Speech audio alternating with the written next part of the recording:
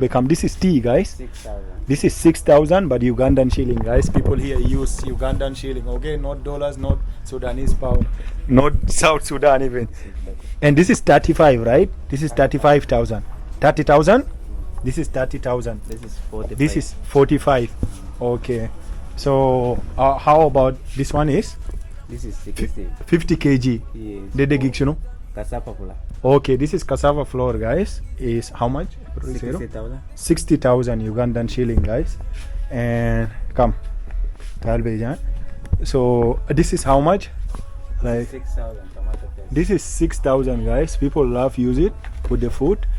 And this is Maggi. How much is it? $12. 12 Ugandan shilling. Yes. Okay. Let me show you something. How about this? This is 45. This is 45, guys. People like this, as I said, it's so costly out here. It's 45,000 Ugandan shilling.